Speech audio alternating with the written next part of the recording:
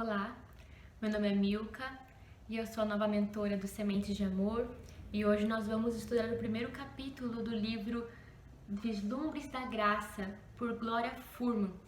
É um livro muito bom que vai nos ensinar a valorizar o Evangelho na rotina do lar, que nos vai mostrar como nós podemos aprender mais a glorificar o nome de Deus na administração do lar. Antes, vamos fazer uma pequena oração para nós darmos prosseguimento ao estudo.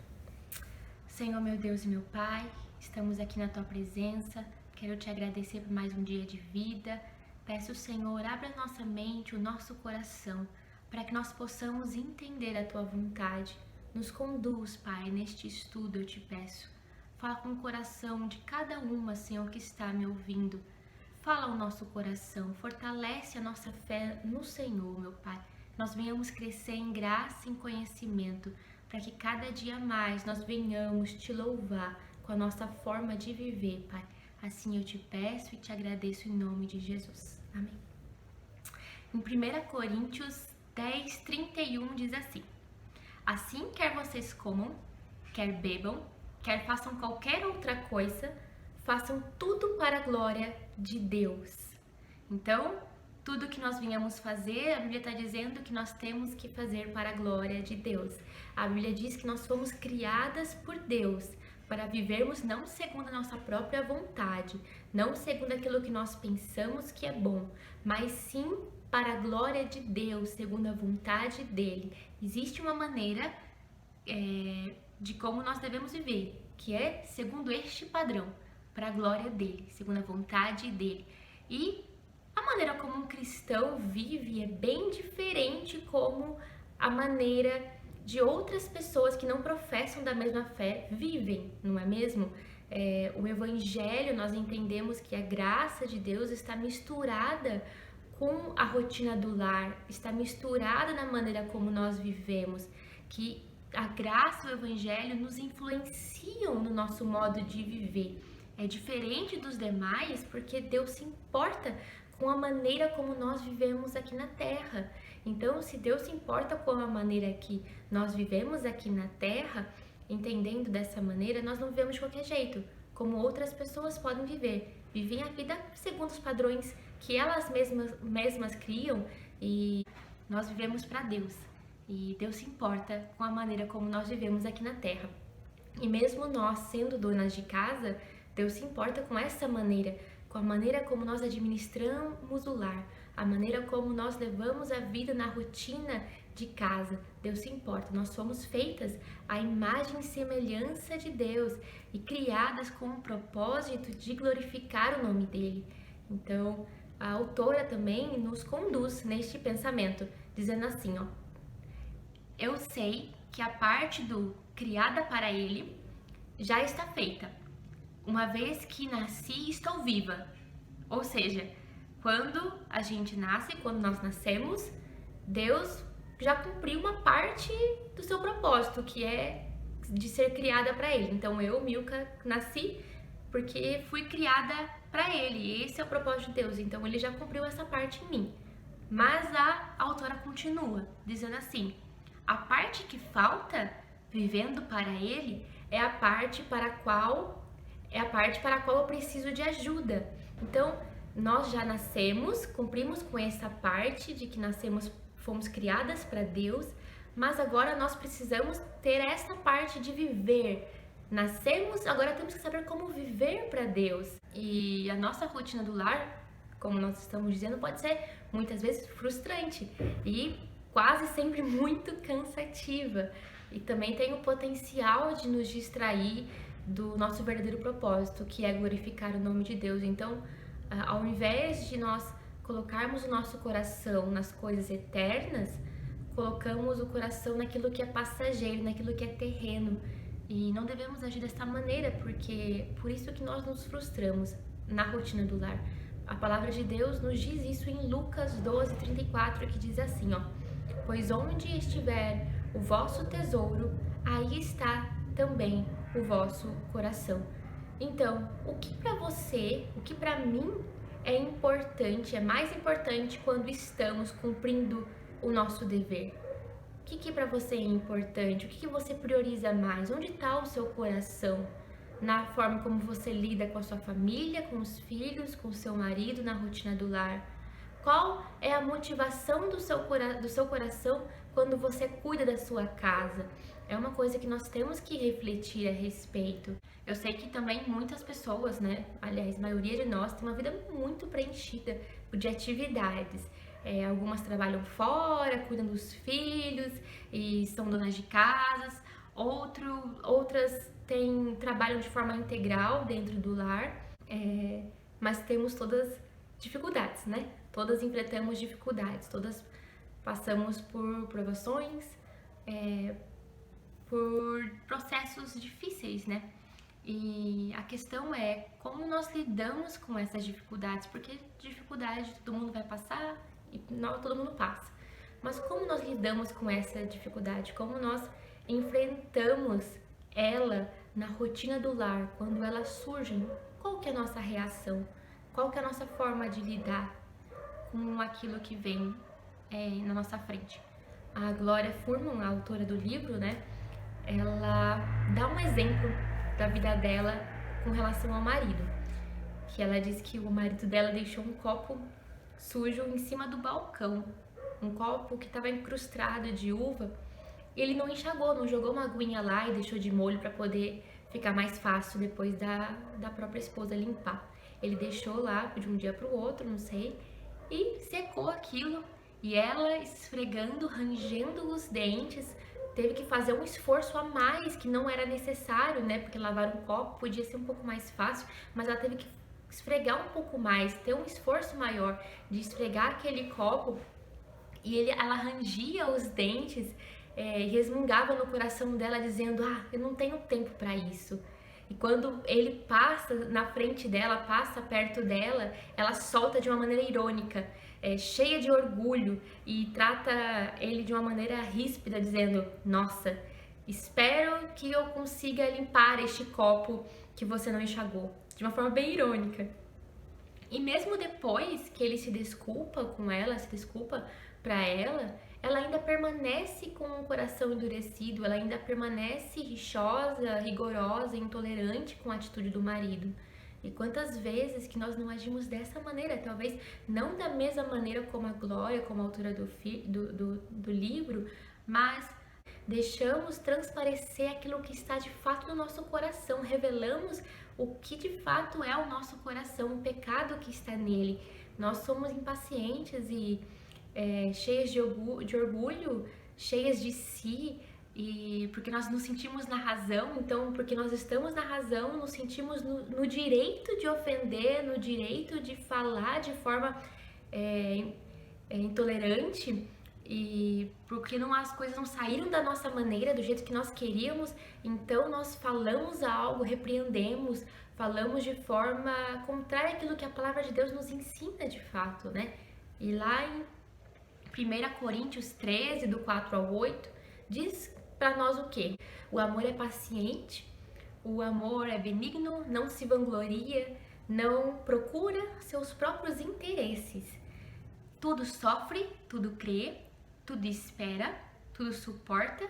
O amor jamais acaba. Olha só, o amor jamais acaba. Então, mesmo em meio às dificuldades, mesmo quando o marido age de forma indevida, mesmo quando o marido não faz aquilo que você espera que ele faça, mesmo quando seus filhos atrapalham em vez de ajudar, o amor, ele não acaba. Ele vai suportar tudo isso e ele crê. O amor crê. Crê o quê? Que o marido vai mudar, mas ele sempre faz promessas que vai mudar. Os filhos sempre faz promessas que no outro dia vão ajudar, que vão parar de fazer bagunça.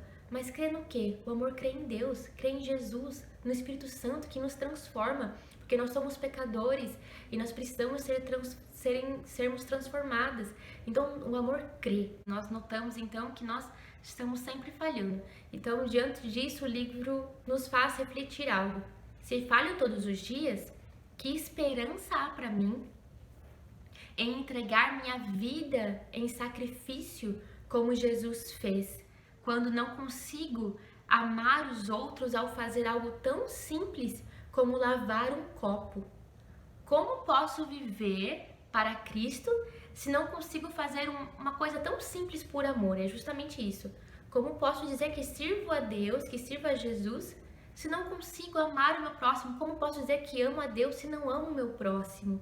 É justamente isso. Nós temos que fazer as coisas por amor, e é tão simples, né? Tão simples na forma de falar e difícil ao mesmo tempo, mas é possível por conta de Cristo em nós. É possível por conta do Espírito Santo em nós. E de fato, é incrível como nós achamos difícil repetir atos por amor. Como é difícil, como nós nos cansamos em fazer o bem.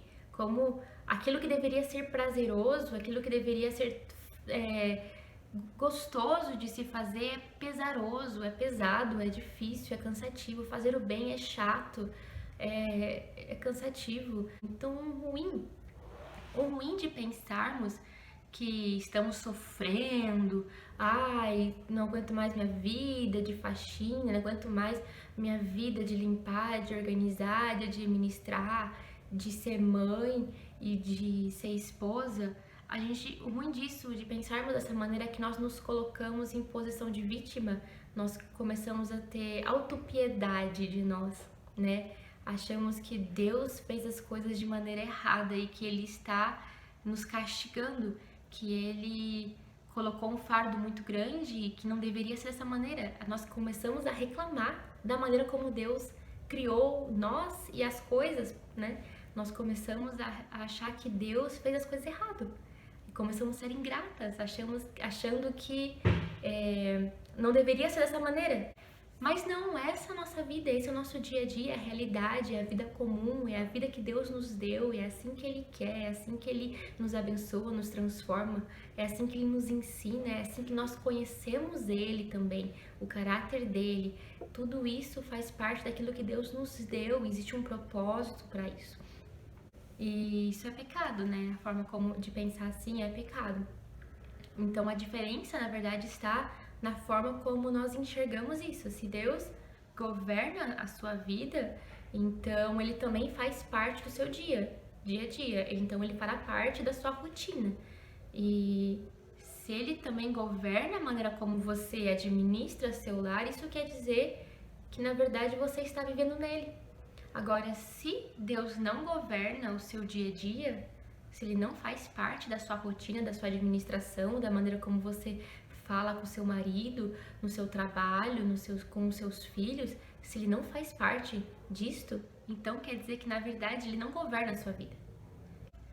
E pensando assim, então, como podemos, então, glorificar a Deus em tudo o que nós fazemos, em tudo aquilo que eu fizer?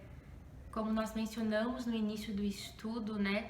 Naquele versículo, quer comais, quer bebais, quer façais qualquer coisa, façam tudo para a glória de Deus. Então, como nós podemos glorificar a Deus no meio de tudo isso? Como posso glorificar a Deus quando enxergo problema, enxergo dificuldade, enxergo empecilho em tudo no meu lar? Como eu vou glorificar a Deus em meio aos problemas emocionais? Como posso glorificar a Deus em meio à gritaria das crianças pela casa, em meio à bagunça do lar, em meio às tarefas que se empilham, que crescem e só crescem, com as contas, com os boletos para pagar? Como glorificar a Deus com um marido indisposto em ajudar? Então, precisamos entender que servir a nossa família é o mesmo que servir a Deus, é o mesmo que servir a Jesus. Então, quando eu cuido do meu lar, administro o meu lar, a rotina da minha casa, eu não estou fazendo isso para homens, eu não estou fazendo isso para mim, somente para minha família, eu estou fazendo isso para o Senhor. Então, eu devo trabalhar como se estivesse trabalhando para Ele. Em Colossenses 3, 23 a 24, diz assim: tudo quanto fizerdes, fazei-o de todo o coração, como para o Senhor, e não para homens, cientes de que recebereis do Senhor a recompensa da herança. A Cristo o Senhor é quem estáis servindo. Olha isso, como é interessante, como é importante saber isso na maneira como nós vivemos aqui na Terra, como nós administramos o lar e vivemos no trabalho ou com o nosso relacionamento matrimonial e na família. Tudo que nós fazemos deve ser feito como para Deus, porque é Deus o maior interessado. Ele criou isso, criou o trabalho, criou as tarefas, a administração do lar e nos capacita para fazer todas essas coisas, para realizar tudo isso, porque Ele se importa. Ele é o maior interessado.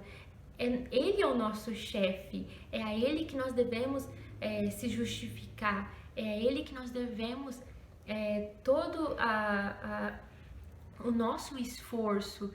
E Deus nos recompensa, olha só, Ele nos recompensa. Nós não fazemos somente pensando na recompensa, mas que também pode ser essa a nossa motivação, sabendo que Deus vai nos recompensar no dia apropriado, seja amanhã, seja aqui na terra, mas nós vamos receber no céu um dia essa recompensa. E Deus valoriza o nosso trabalho, não é como os homens. Deus vê, sabe do nosso sofrimento, sabe das nossas dificuldades, reconhece o nosso esforço, reconhece o nosso trabalho, valoriza todo o nosso esforço. Então, é para Ele que nós trabalhamos. Essa deve ser a nossa motivação para tudo. Nós fazemos tudo para Deus, porque Ele nos ama e Ele nos valoriza, Ele valoriza o nosso trabalho. E essa é a maneira como nós devemos glorificar o nome dEle. Somos nós que produzimos a harmonia do nosso lar, somos nós que produzimos o ambiente da nossa casa. Então, se a nossa casa a briga, a contenda, há um ambiente desagradável, é porque nós precisamos reavaliar onde está o nosso coração, quais são os ídolos do nosso coração, quem é que está comandando a nossa vida. Será que Jesus está governando o seu dia a dia, a sua vida? Será que você está vivendo nele, para ele, por ele? Então, somos nós que transformamos o ambiente do nosso lar. Foi nos dada essa capacidade por Deus. Nós somos administradoras do lar. Então, nós que produzimos um ambiente seguro, um ambiente de afeto, de amor, de cuidado. Então, Deus se importa com isso e é por isso que é para Ele que nós trabalhamos. Glorificamos a Deus também quando fazemos tudo com ordem. E podemos aprender isso lá em Gênesis 1. Vou ler rapidamente, Gênesis 1, que diz assim: no princípio Deus criou os céus e a terra. Era a terra sem forma e vazia, trevas cobriam a face do abismo, e o Espírito de Deus se movia sobre a face das águas. E disse Deus: haja luz, e houve luz. Deus viu que a luz era boa e separou a luz das trevas. Deus chamou a luz de dia e as trevas chamou noite. Passaram-se a tarde e a manhã. Esse foi o primeiro dia. Depois Deus disse: haja entre as águas um firmamento, que separe águas de águas. Ao firmamento, Deus chamou o céu. Passaram-se a tarde e a manhã. Esse foi o segundo dia. E continua, né? Então, podemos ver como Deus já era organizado na sua criação desde os primórdios. Então, houve os céus e a terra, a luz, o firmamento, as águas, a separação da terra e as águas, depois a criação dos homens, animais, as aves, as árvores, as plantas, a vegetação. Então, tudo isso foi criado com ordem. Então, Deus criou um e separou como primeiro dia, depois criou outro e separou como segundo dia. Deus é um Deus organizado. Nós estamos aqui conhecendo o caráter de Cristo, conhecendo quem Deus é. Então, Deus ama a ordem, Deus é um Deus organizado. Então, por isso, nós vamos glorificar a Deus se nós formos também organizadas na maneira como nós administramos o lar. Será que nós deixamos as coisas tudo para depois? Lógico, nós temos muito a fazeres. Podemos também administrar todos esses afazeres conforme aquilo que cabe no seu dia. Talvez na segunda você não consegue, mas no final de semana sim. Organizar a sua casa, sua família, enfim, com o seu marido. Então aprendemos com o caráter de Cristo. Glorificamos a Deus também imitando a Jesus. Como? Lá em Efésios 5:1 nos diz isso. Portanto, sejam imitadores de Deus como filhos amados. Jesus, a maneira como ele viveu aqui na Terra, a maneira como ele nos mostra o caráter de Jesus, o caráter do próprio Pai, do próprio Deus, nós aprendemos com ele. Nós devemos imitá-lo. Deus é um Deus de temperança, Deus é um Deus que tem paciência conosco, ele tem paciência com você, ele nos suporta, ele nos ama. E será que nós temos seguido este mesmo exemplo? Será que nós aprendemos como nós somos filhas e ele é o pai? Será que você tem aprendido com o pai, seguido o exemplo do seu próprio pai? Então, Jesus é o nosso exemplo, o nosso pai é o nosso exemplo, e nós devemos seguir para que nós venhamos glorificar o nome dele. Glorificamos a Deus também quando o nosso propósito é trabalharmos de modo a representarmos nosso Deus no mundo. Então, em 2 Coríntios 5:20 diz assim: portanto, somos embaixadores de Cristo, como se Deus estivesse fazendo o seu apelo por nosso intermédio. O que isso quer dizer? Que nós representamos a Deus, nós somos seus representantes. Então, se você diz que serve a Jesus, a maneira como você vive deve condizer com isto. Então, as pessoas lá fora, as pessoas que não conhecem a Cristo, que não amam a Cristo, ou mesmo aquelas que servem a Cristo, devem ver em você Jesus, devem ver que aquela moça lá diz que é cristã, que serve a Deus, que ama Jesus, que crê em Jesus. Mas se ela entrar dentro da sua casa, será que ela vai ver de fato que é realmente isso? Será que ela vai poder falar assim, nossa, de fato, essa moça, ela serve de fato a Jesus? Olha a maneira como ela fala com o esposo, olha a maneira como ela lida com os filhos, olha como a casa dela, por mais que pode, às vezes, não tá totalmente limpa, organizada como nós queríamos, mas ela mantém, ela tenta, ela se esforça, ela faz, porque ela ama Jesus e quer imitá-lo. Então, será que as pessoas lá fora, ao te conhecerem, elas podem ver que não, essa moça tem Jesus, ela vive de acordo com a vontade de Deus, ela ama Jesus.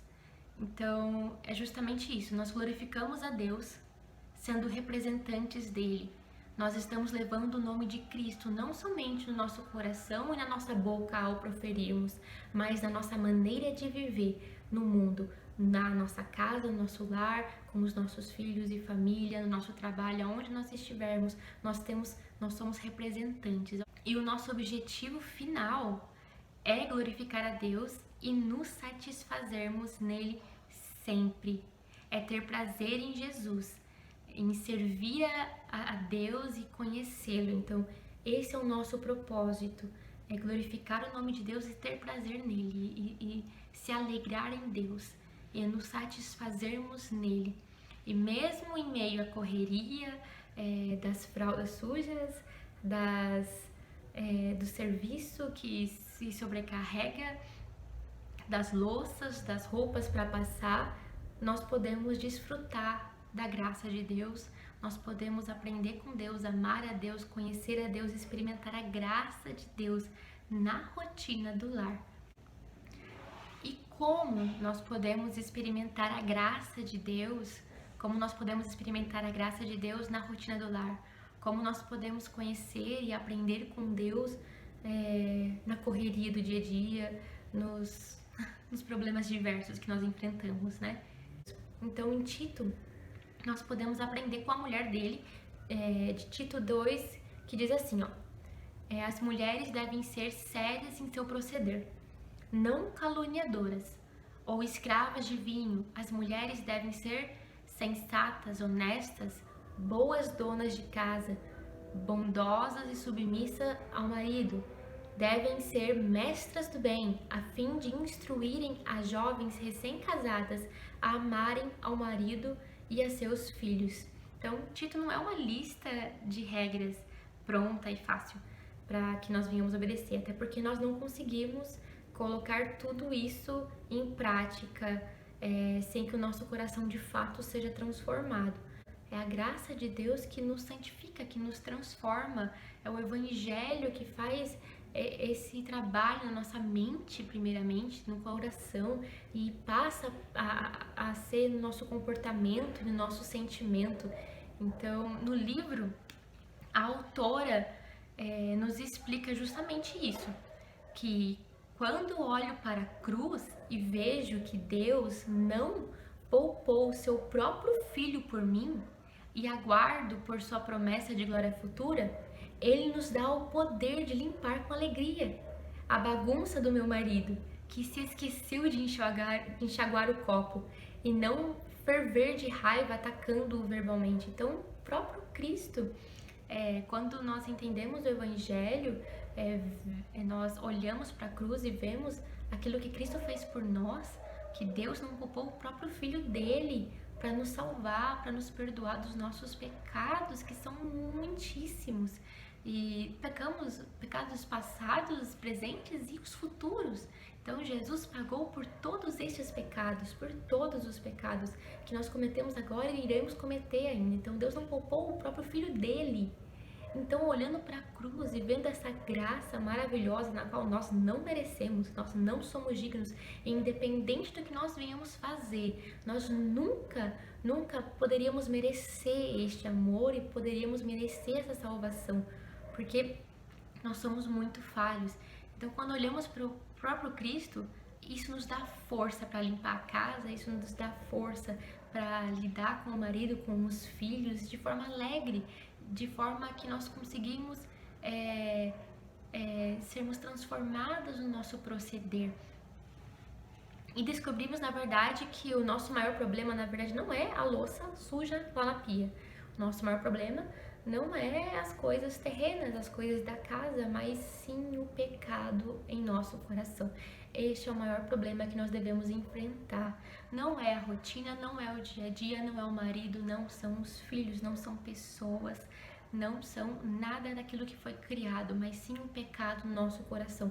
Este é o problema na qual nós devemos lidar e tratar seriamente. Enquanto nós não tratarmos com o pecado, nós não vamos conseguir viver de maneira a glorificar a Deus. E não conseguimos de fato agradar a Deus perfeitamente. Então, quando nós fazemos as coisas, nós não fazemos por barganha ou para querer receber algo em troca. Nós fazemos porque nós já recebemos dele primeiro. Nós cuidamos da casa porque de fato Deus nos cuida primeiro. Deus cuida de nós. Então, como ele cuida de nós, nós nos sentimos cuidadas por ele. Então, nós cuidamos do marido, da família, cuidamos da casa, da rotina do lar. Então, nós fazemos porque ele fez primeiro por nós. Servimos a Deus porque ele nos serve primeiro. Nós amamos as pessoas, amamos a Deus porque ele nos amou primeiro. Ele nos ama primeiro. Não é uma troca, não é uma barganha. É simplesmente descansar nele. Fazemos porque somos filhas de Deus e aprendemos com o Pai, com o caráter do Pai. Então, se ele tem paciência conosco, então, como ele tem primeiro paciência conosco, ele nos suporta nós em nossas falhas, então nós suportamos também, podemos também suportar as falhas do nosso marido e dos nossos filhos. E quando entendemos a graça, o Evangelho de Jesus, nada então é um fardo. Tudo se torna muito mais leve quando entendemos essa graça. Então, entendo que se eu falho um dia ou outro, se eu estou falhando, eu tenho Cristo para me agarrar. Eu posso confiar nele, eu posso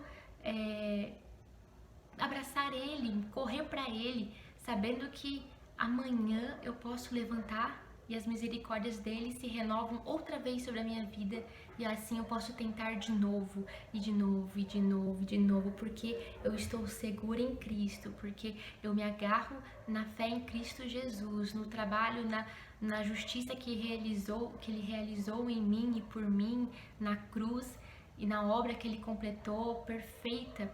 Então eu posso me agarrar nisso e confiar e descansar e tentar outra vez. Ele já fez tudo por nós na cruz. A graça dele é a única coisa que nos basta. Nós não precisamos de nada. Tudo que nós temos aqui é somente luxo. Porque a graça de Deus, a salvação que ele nos deu, nos concedeu como presente, não como mérito. Mas é só isso que nos basta. Não precisamos de mais nada.